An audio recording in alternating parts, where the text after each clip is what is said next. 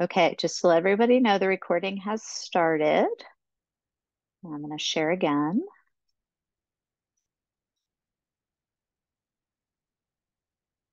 All right,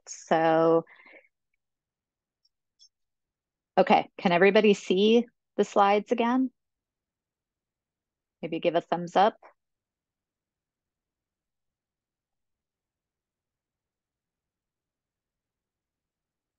Can you all hear me? Okay, thank you. I got one thumbs up, so I at least know where. um, and one chat. Yes, thank you. All right, welcome this evening. My name is Robin Mellenbeck. I hope some of you have joined us for previous workshops the last couple of months, but if not, I'm really thrilled to be representing. I am the director for the George Mason University Center for Community Mental Health. And as our name indicates, we are actually the main training clinic for doctoral students in clinical psychology, and we train counseling students, but we serve the community, not just the Mason students. So we see kids as young as age 5 all the way up through adulthood for both therapy and testing. We also do a lot of community outreach. And so this is part of that community outreach is offering these workshops in conjunction with Connor Strong Foundation, which is a nonprofit um, dedicated to suicide prevention. So I did want to give a shout out to the Connor Strong folks tonight too, as well.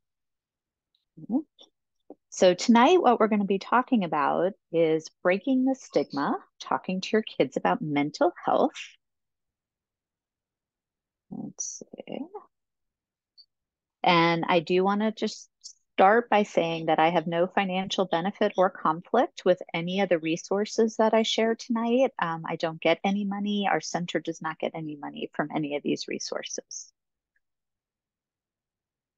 So, what is our goal for today?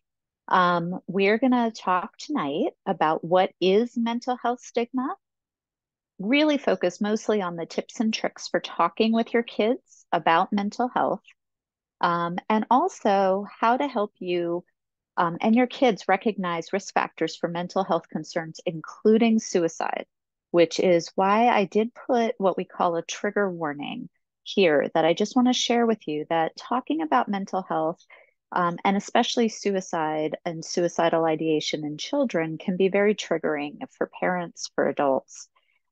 Please feel free to leave the webinar at any point if you need to, or take care of yourself as needed. I did want to highlight we have an emotional support line that we run from the center. We have one in English and one in Spanish that is free, anonymous, and confidential. And the phone number is here, but you could also get to both the Spanish and the English line from our website, ccmh.gmu.edu.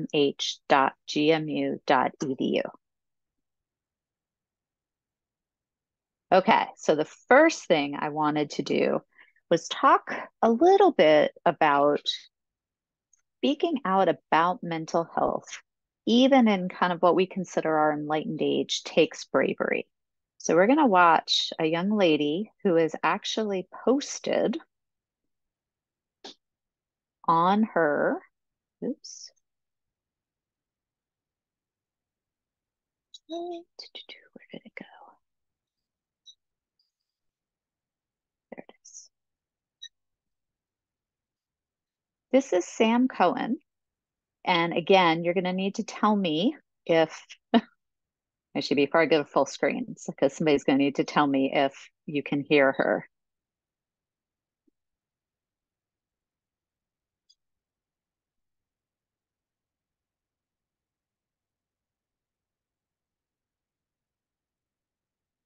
Okay, could you hear that or not hear that? No. Okay, let's see what I have to do that. Uh,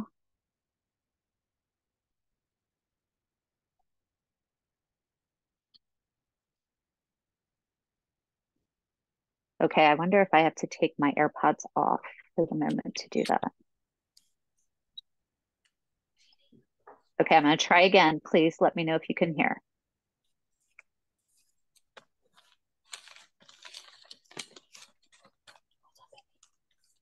Can you hear? No. Ah, okay. So what we're going to do, because I don't want to again I apologize. I thought this would actually work. Um, and clearly it was not.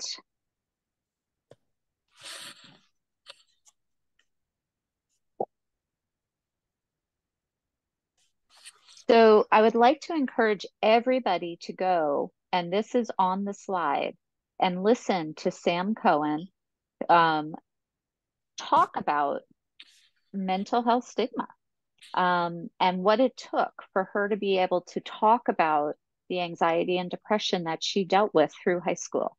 This is one of the best TED Talks that I have found, and I really encourage everybody to go listen to that. And again, I apologize that it did not work, but you will have the link. I will be sending out these slides also after our presentation. So when we think of stigma, can you all put in the chat, what do you think of when you think about stigma? And this could be in the media, schools, medical. Let's not hit your homes yet. Okay, somebody put negativity. Any other comments on stigma? What do you think about when you think about mental health stigma? Worry? Yeah. Worry about how people will respond? Anything else? Anyone wants to put in the chat? Shame. Yeah. Negativity and shame.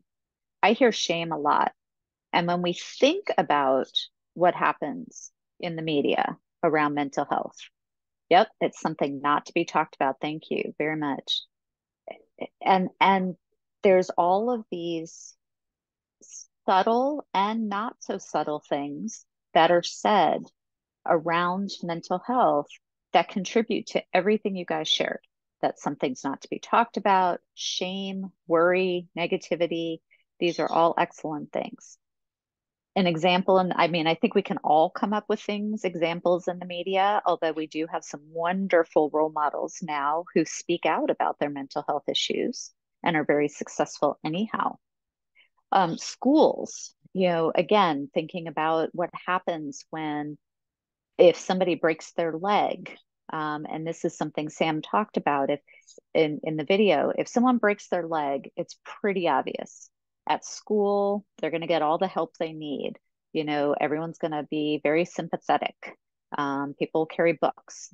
Teachers might give extensions because, let alone if they break their wrist and can't type these days.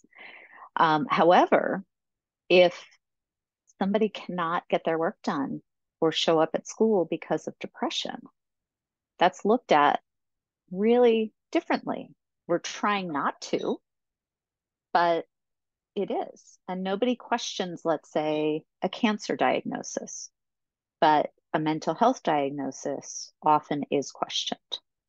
In the medical world, I actually just this morning, I was I bring some graduate students to a type 1 diabetes clinic, which is really for kids and their parents who have type 1 diabetes. They see the doctors, the nurses, and then we're the behavioral health folks. And somebody shared a story with me about how their child was diagnosed with ADHD.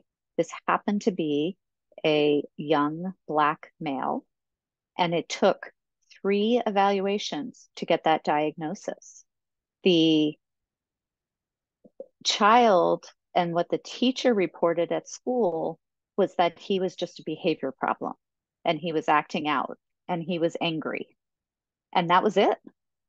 And yet, when you look at what the diagnosis of ADHD, this poor child had every single symptom very clearly from a young age, a lot of attention issues, a lot of hyperactivity. It basically he fit to a T. And yet, partially because of coming from a minoritized background and partially because of stigma, that was not how he was perceived as having a mental health diagnosis. And that was just this morning. Okay. I'm going to jump ahead a slide real quick. How many of you have heard these things? You know, oh, or just joke about it. He is so OCD. I can't tell you how many times I hear that from teenagers these days. She's just OCD, no big deal, or they're a basket case or crazy flat out, unhinged, psychotic, these are things that are just kind of thrown around. And all of these contribute significantly to mental health stigma because nobody wants to be described as crazy. Nobody wants to, you know, for somebody who truly has OCD, which is obsessive compulsive disorder, it's a very serious illness and we can treat it, but it's a very serious illness. It's not a joke. And yet somebody, they're treated as a joke. So I do want you to take a moment to think about in your own home, what is your view of mental health and what does your family communicate? And I recognize that we clearly have a bias sample here and that you guys are interested in this topic, which means that, you already have some thoughts that are much more open than maybe the average bear. So, but take a moment and think about it. If anybody is willing to put in the chat or to unmute and just share a little bit about your own home, and what your family communicates already, we would love that. So I'll give you a minute to either type or unmute if you feel comfortable.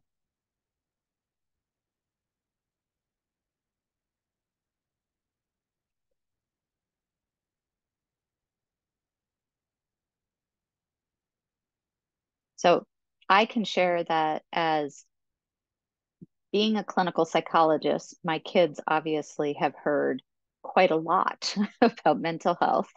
They get to volunteer at our annual fundraiser to help us run the center's fundraiser. And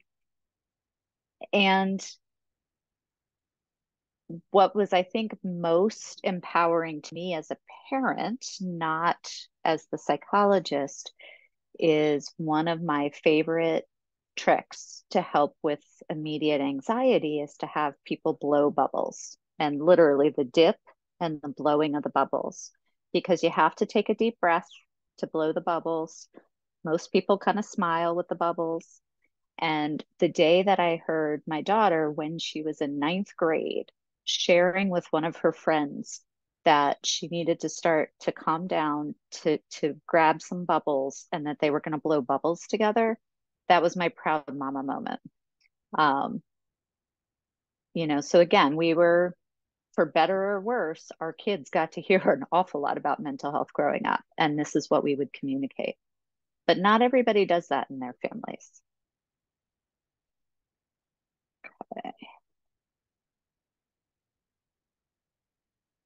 Okay. So kind of wrapping up our what is stigma, and how do we kind of try to fight the stigma that a lot of people deal with. Um, the first step is live it. Learn about mental health by educating yourself and educating others. Talk about it, share it. Whether it's on social media, if you see something that your child or your teen is looking at that clearly offers some stigma, talk about it. Listen to their stories, listen to your story. I think the one that's really hard for people is to see the person and not the illness. And that, I think, especially when we think so many of the mental health issues are what we call invisible illnesses, in that, again, someone who has a broken leg, you see that they are struggling. Somebody who has cancer, often you can see the effects of the treatment. Somebody who's depressed or anxious, you may not see, They may be able to kind of keep themselves together for a certain period of time. Um, and you really want to see that person and not just focus on, the anxiety, the depression, whatever is going on. And then show it. Think about, is there any action you can take as a parent, as an adult in our society, to raise awareness, to make a difference, to take a stand? And those are this is what the National Alliance for Mental Illness recommends, as if we're going to break the stigma around mental illness, these are 3 steps to really take. So, anyone who's talked to me before or seen me before, the first thing I'm going to say is talk to your kids. Talk, talk, talk. Um, and I just want to also reassure everybody, the research is very clear that talking to your kids about mental health does not increase the chances of a mental health concern. Okay. And this is very true about suicide and thinking about suicide. A lot of parents will tell me they're afraid to bring up the idea because they don't want to plant ideas in their child or teen's head. Asking a question, talking about what is suicide, what is hurting yourself, does not plant the idea. In fact, it does. The research is really clear that an adult asking about these things gives a child or a teen permission to talk about it. So if they were having ideas of hurting themselves or killing themselves, they get the message that there's an adult who's willing to talk about it and help them not feel that way. Any questions about that? Okay. So how do you talk about all of these difficult subjects, particularly about mental health issues, emotional health? The first thing is to be aware of your own responses, your own emotional state, your thoughts. What do you feel comfortable with? What is important to you? What is your family background? Does your culture influence how you talk about mental health issues? Um, there's so many good ways to do this. The key is to make sure you talk with your kids. So once you've kind of figured out where you're at and where maybe the family is at, um, timing is key. So you don't want to bring up kind of a difficult or potentially a touchy issue when your kid has a test the next day, or when um, they're just trying to relax and, or with the friends around, those kind of things. Anyone have ideas on some of the best times to talk to your kids, timing wise?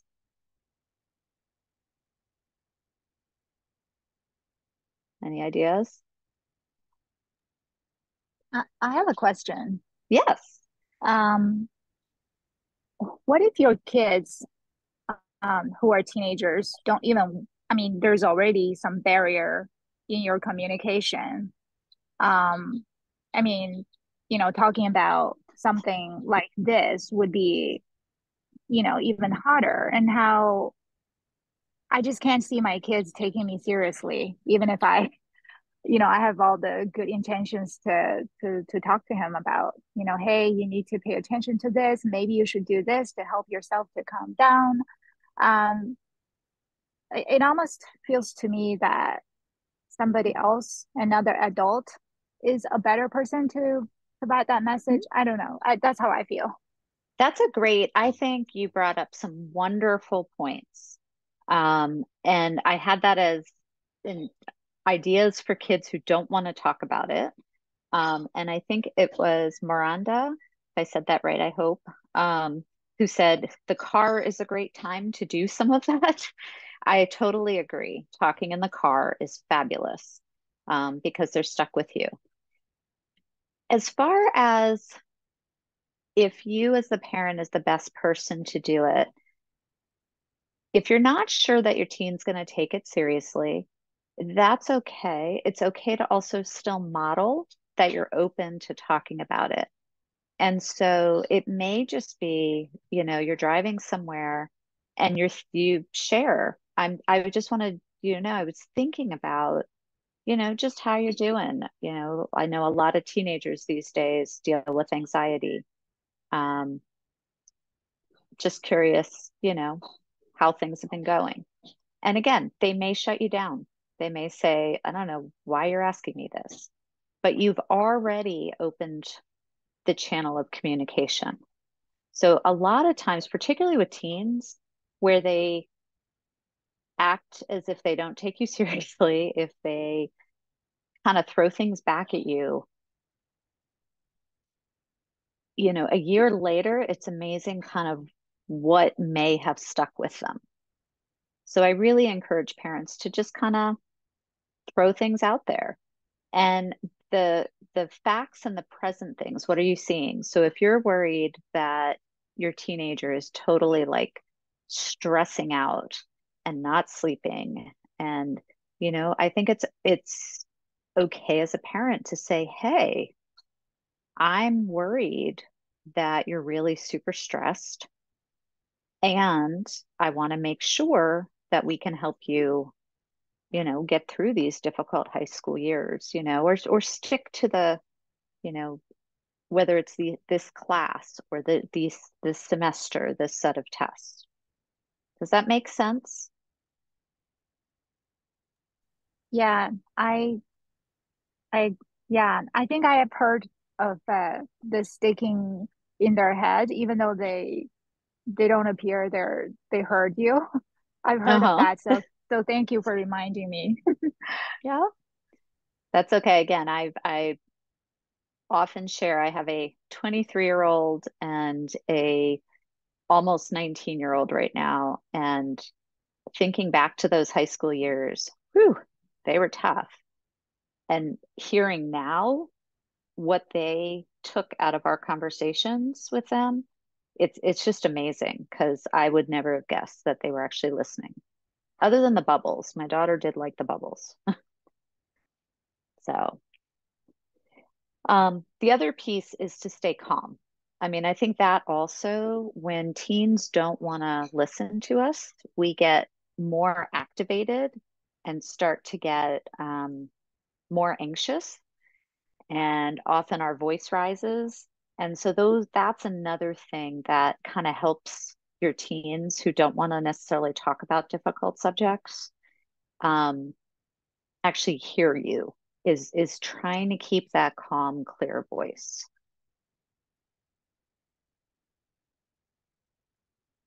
And then I don't know if you all are familiar with active listening, but active listening really means that you're focused on the conversation in front of you. That you are paying attention to your teen, you are acknowledging that you're hearing what they're saying, you're asking open-ended questions. And what that means is not, are you okay? Yes or no. It, a yes or no is going to shut it down. And the teens are really good at just kind of, no, yes, I'm fine. So an open-ended question, might be, what was the hardest thing about school today? Or how are you managing your stress? Because I know you've got a lot of stress going on. And then you want to repeat back what you've heard. Okay.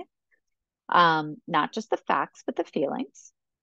And I put in big red the ideal timing in talking with your teen or your younger child. You don't want cell phones or distractions. It's not when they're kind of scrolling on their phone, but it's as much important for the parent too. I think all of us tend to get easily distracted. Oh, I just got that text. I got to respond to that. Well, that's going to cut off the interaction with your teen quicker than anything. And that's not a great message you're giving them. Okay. So I'm going to shift a little bit. Dr. Christy Esposito Smithers is a colleague of mine who shared several slides that I wanted to share with you when we're talking about how do we encourage, um, self-care, and how do we talk about the emotional and the physical health. When we think about mental health, these factors of physical health come into effect immediately. If someone's not getting enough sleep, we're going to be more susceptible to any emotional issues, regardless of whether it is a diagnosis or just a really irritable, crabby day. If we're not eating correctly, and again, we're not talking perfect, but overall better. If we're not getting some physical activity, okay? And for some people, if you're not taking the right medication, and sometimes the medication can be as simple as a multivitamin. A lot of our teens and kids are vitamin D deficient, and that can affect the emotional health of our kids. So, really, for those who are not as comfortable starting with kind of the mental health side, it really can be helpful to even just talk about a little bit of the physical health, because all three of these things affect your emotional health. Now, parents will ask me often, what can I do? What are kind of the things that are going to protect my kid on the emotional health? And these are four different areas. Kids who have social connectedness, who experience positive and healthy, pleasant events. We want to reduce unnecessary stress and encourage them to be kind to themselves. And then if we think as parents, are we doing those things?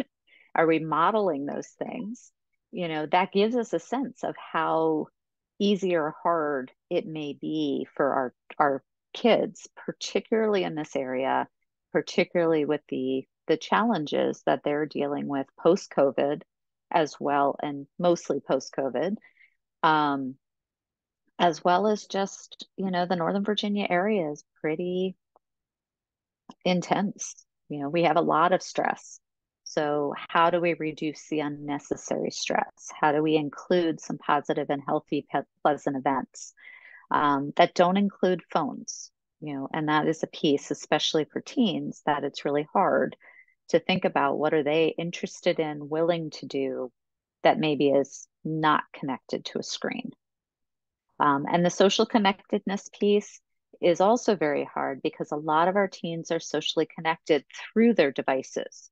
And so it's not a matter of all or nothing. It's not a matter of, okay, they have to have their devices away at a certain time, because the reality is a lot of their social connectedness is through that. But then how do we also enhance that in a positive way with in-person events? Can we help our kids and teens, go to a movie or go, you know, bowling or do kind of the old-fashioned things, but get them out of the house with friends? Any questions on this? Because this will also give you ideas of kind of where to start to talk about some of these things. Can pick anyone here.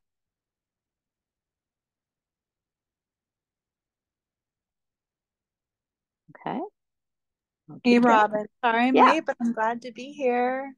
It's Oh, Ashley. nice to see you, Ashley. Hey, Welcome. thanks. Whoop.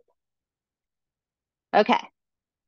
So now we're going to shift a little bit when we're talking about mental health. I did want to spend time tonight on the risk factors and the early intervention that you can do. So, um, like one of our group had mentioned, sometimes the kids, teens, don't want to talk about anything. And as a parent, do you need to be concerned about that? And I do think it's important when we're thinking about mental health stigma, as well as, promoting positive mental health, to be aware of the risk factors, that can occur that can lead towards really negative outcomes. So if you are starting to notice some of these early risk factors and get early help for your child or teen, and I say child or teen because, again, we work with really young kids. I had a 10-year-old that one of my grad students was working with who came to us because she was talking about killing herself. And her parents were just didn't even know what to do. And fortunately, we were able to kind of figure out her dog had died about 6 months prior. Then her grandfather had died um, about 4 months prior. And then she watched the movie. Oh, somebody help me with the movie. That's the Disney movie where they're celebrating the Day of the Dead. Um, Encanto? yes, Encanto. Thank you. So then they watched Encanto. So she thought if she killed herself, she would get to be with her dog and her grandpa. Um, but then she'd still get to see her parents like as a ghost. So, there were a lot of thoughts that we needed to help her with. Um, but we did. I mean, we were able to really, help her and the family and help parents help her. She also had a lot of difficulty in school, so that's why she really wanted to be with her grandfather and her dog.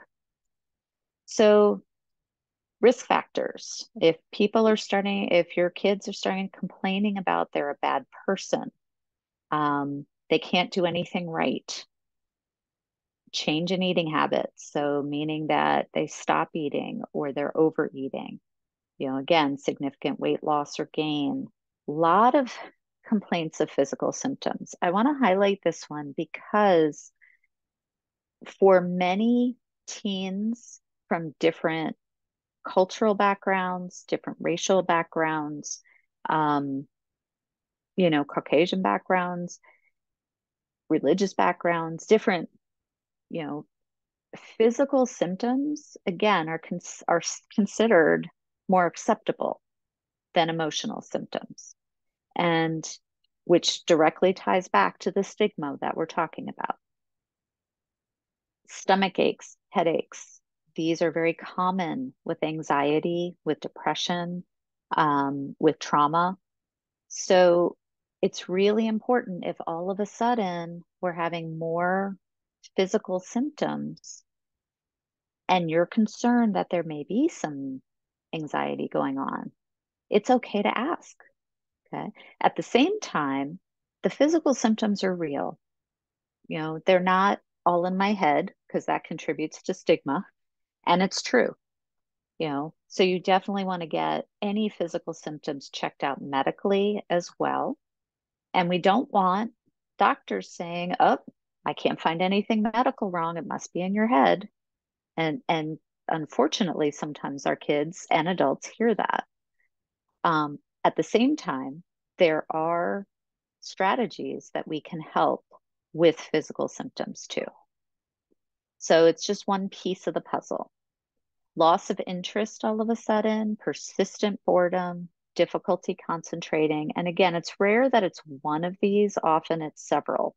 That, if you start to see two or three of these things, that's a good time to reach out to get help. Here are a few more risk factors that are probably I wouldn't wait for. If there's acting out, truancy, running away, if you notice any alcohol and drug use, declines in grades, personality changes, if all of a sudden your kiddo says, I'm hearing things, I'm seeing things. Also, for suicide, we watch out for a teenager who is all of a sudden very cheerful after they've been depressed. So you're aware they're depressed, and then all of a sudden their mood is really good. Sometimes that indicates that they've made a decision to try to hurt themselves, try to kill themselves, and they feel better about that decision.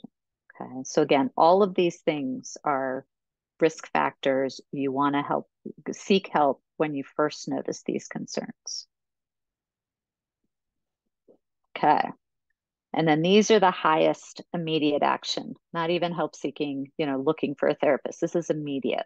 If you have a kid or a teenager who's talking about or making plans for suicide, artwork, words, starting to give away stuff from their room, they're doing all of, you notice the internet history is all about how do you commit suicide, hopelessness about the future. Things will never change. I won't be here much longer. It doesn't matter. Why try?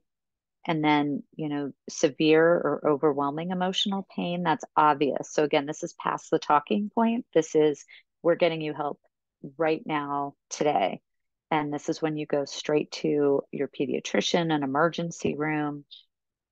And then these are also any withdrawal, changes in sleep, anger, hostility, and increases in agitation, irritability. These are kind of the imminent warning signs. So, what do you do? Because when those things happen, that's when, as a parent, we're kind of like, oh my gosh, what do I do? And the first thing I want to share is that always take these warning signs seriously. You know, you want to ask if they're having thoughts about suicide. So, I heard through the grapevine that it's really common right now for teenagers to say, I don't get an A on that exam, I'll kill myself. Well, that is concerning. Okay? Do we think they're actually going to do that? We don't know. But if they're saying it, we're going to take it seriously. Okay. Because we want them to learn that that's a serious thing and we're going to take that seriously. So you want to express concern about what you're observing or hearing. You want to let them know they are not alone. If your child kind of shrugs it off, oh, I was just joking. It's not going to matter if I, don't get an A. Keep those ears open because you can let them know if that is, if you're having those kind of thoughts, I want to make sure you talk to somebody. Okay. And there are after hours options. Teens do like to use the texting, and there is a crisis text. The crisis text line, I have found that teens will use that much, much more than calling anybody. What I also want to emphasize is that you, as parents, can text or call if you're not sure about something. They will help. They will help you figure out, is this something I need to take my child to an emergency room or not? Okay. So these hotlines, these 24-hour emergency resources, again, which will be in the slides I send out, they're for parents too.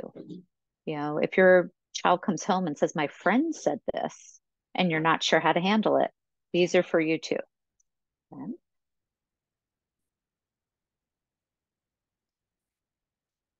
Another resource I do want to make sure you have in your back pocket, effective child therapy. What is the evidence-based treatments for children and adolescents?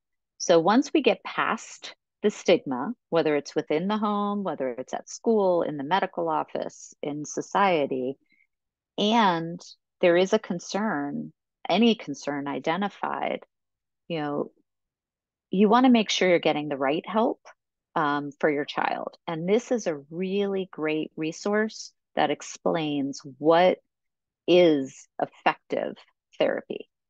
So you can search it by concerns, by symptoms. If you have a diagnosis, by disorders, it will tell you what type of therapy is best for those concerns or the diagnoses.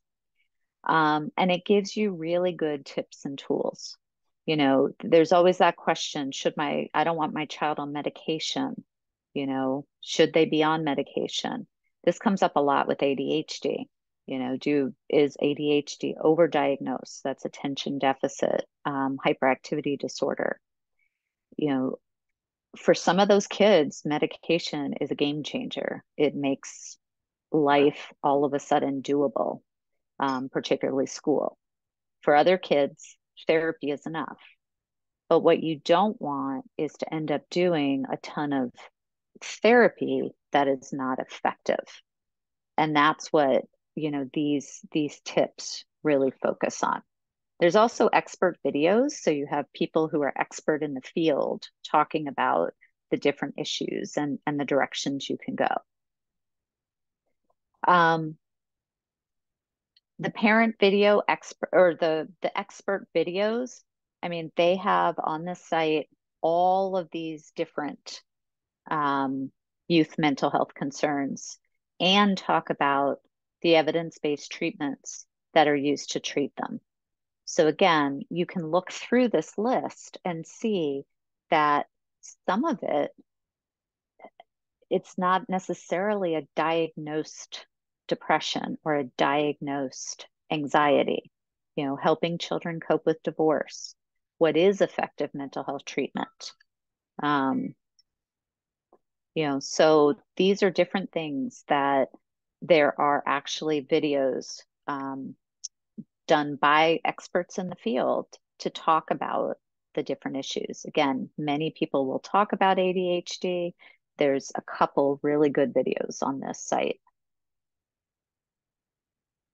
All right. Don't ever forget your guidance counselors at school are great resources. They can also help with finding help. Pediatricians are great resources. To obviously our center, the STEP mental health care program, I like to highlight because it does provide coping skills help for parents. And then often many of these issues, cognitive behavioral therapy is often recommended. And this gives you a site of how to find a cognitive behavioral therapist.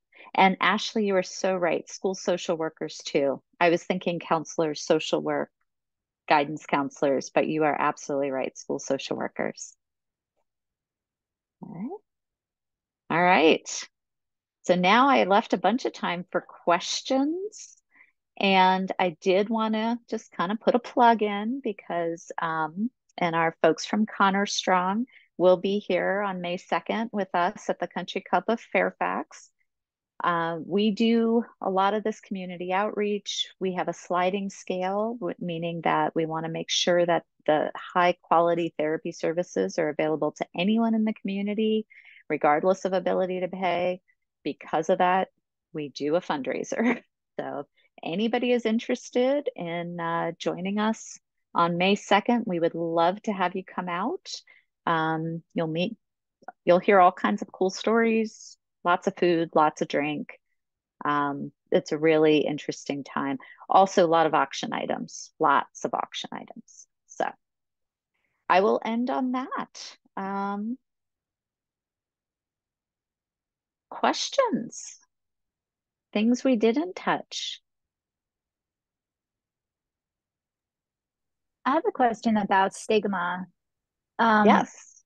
So what do you, I mean, so sometime when I have the conversation with family members, different cultural backgrounds, and sometimes, people bring up um, the potential risk of your child um, if they're, being diagnosed or, in their childhood, and that diagnosis that they have to carry into their adulthood, and that could put some of future careers at risk.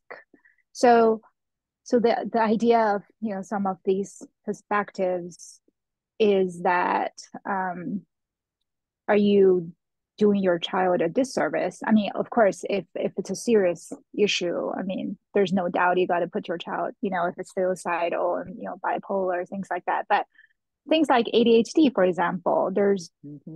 it's a very dividing view among my family and friend circle. I don't know how.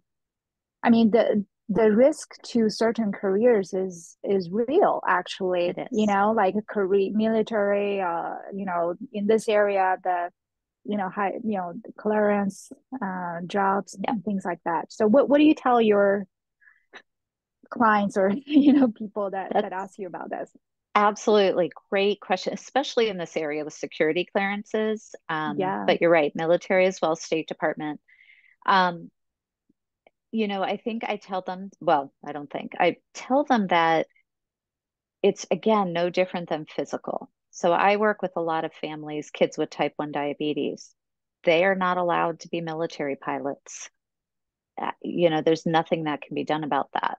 A child with ADHD, if it's managed and they don't need medication as they're getting into their end of high school, they can still go into the military.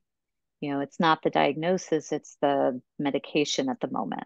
So part of it is we do have to advocate on a national, state level, national level for some of these things. Security clearance is not supposed to be affected by diagnosis with documentation that everything is being managed. Um, Having said that, I preface that with it's not supposed to. And I can tell you there's plenty of people that I've worked with who get the highest security clearances with a diagnosis of anxiety. They have a diagnosis of bipolar, that's not going to happen. So I do think you have to think carefully. Having said that, under age 18, it is supposed to be confidential. You have control over the record and who gets to see those records. And you have to make the decision on what what you're going to share. So I think some of those concerns are valid, absolutely. And at the same time, we want to give them, our kids, the message that, it's okay to get help. We have actually, it's interesting you bring up the security clearance too. We have a lot of people who come to our center and don't use insurance specifically because they don't want a record of um, the mental health treatment. And we have a good number of military folks who do that as well in this area. Um, because again, the records are confidential unless they're subpoenaed. Nobody's going to access those records without your permission. So I don't know. Does that help a little bit? Oh yeah, absolutely. But again, it just what's the word? It really validates, the stigma, the challenge of stigma. And there's legitimate reasons for the stigma to stick around, right? Absolutely. Absolutely. Again, it's somebody who has a diagnosis, even the diabetes diagnosis often gets stigmatized. Um, Probably because there's often a lot of depression and anxiety that goes with it. But if someone broke their leg, they're not going to be held back in the same way if they're, as an emotional diagnosis. One Yeah. thing to talk about too is again, if you're talking about more mild anxiety or more, just kind of mood things, a lot many therapists will use a diagnosis of an adjustment disorder. Ashley can speak to kind of how she feels about this too. Um, there is not a lot of stigma with an adjustment disorder. And so, because you could be adjusting to anything. And so, again, I think really having a good conversation with a therapist, and if you're using insurance, you're mandated to do a diagnosis. So, having a good conversation with that clinician about what diagnosis is put down can be helpful. Ashley, do you want to comment on that at all? Yeah, absolutely. Especially, I think you gave the example of that 10-year-old girl, right? Hmm. Obviously there were traumas there, of the losses and grief, but if, for instance, for that case, that particular example, right, a diagnosis that could be submitted to insurance or on her record could be adjustment disorder with Hmm. anxiety, or yeah. So um, I agree. I think, especially for children, that is kind of my go-to as a therapist and clinician as well, because I do know, and working with families and parents and school systems and all of that, you have to be really mindful of the short and long-term impacts of all of this because of the stigma, on all layers of society. So Yeah. I appreciate Is this conversation about it. Yeah. is the adjustment disorder practice just something you do at your center, or is this pretty universal It's across pretty different clinics? universal. Yeah, Okay. that's pretty universal. I It's in mean, the DSM-5, so it's a diagnosis and the how do you say it? Diagnostic statistics. diagnostic. Yeah, the Yep. DSM manual, which is what we use for criteria for diagnoses. So it's an official diagnosis. Okay, thank you. Mhm. Other questions or thoughts you want to share? Because this is great.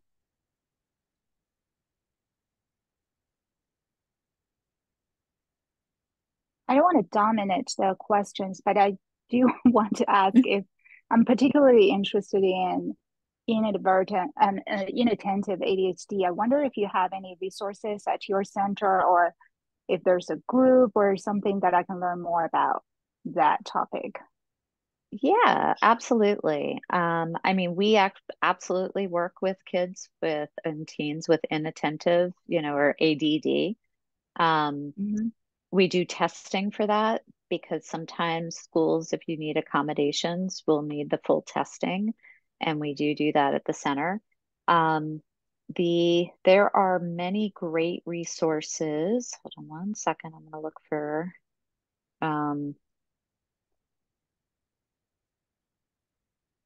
I watched some of the YouTube videos, but most of them, the people who are talking about it are adults. You don't really hear or witness experiences of a child. yeah. So That here, that yeah. this is a great. I'm going to put it in the chat. This is a great resource, Chad. Um, so they are a parent organization to really help. They have all kinds of wonderful ADHD and ADD resources. But definitely don't hesitate to reach out. I think you guys all have my email because I sent out another reminder email today. Don't hesitate to reach out if you have specific questions about that. But I think the Thank you. Chad website is fantastic. Thank you. Yeah, no problem. Any other questions? All right. Well, I know we're right at about 7:30. I'm happy to stay on for a couple more minutes. But I just want to thank you all for taking the time tonight to join us. I hope this was helpful.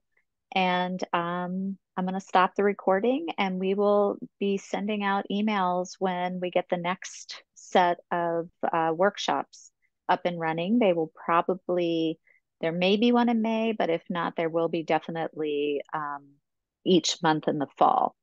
And we really appreciate the topic suggestions you've given us because we are going to be looking at those as well as we get the next workshop series set up. So I'm going to stop recording, but I will stay on for a little bit.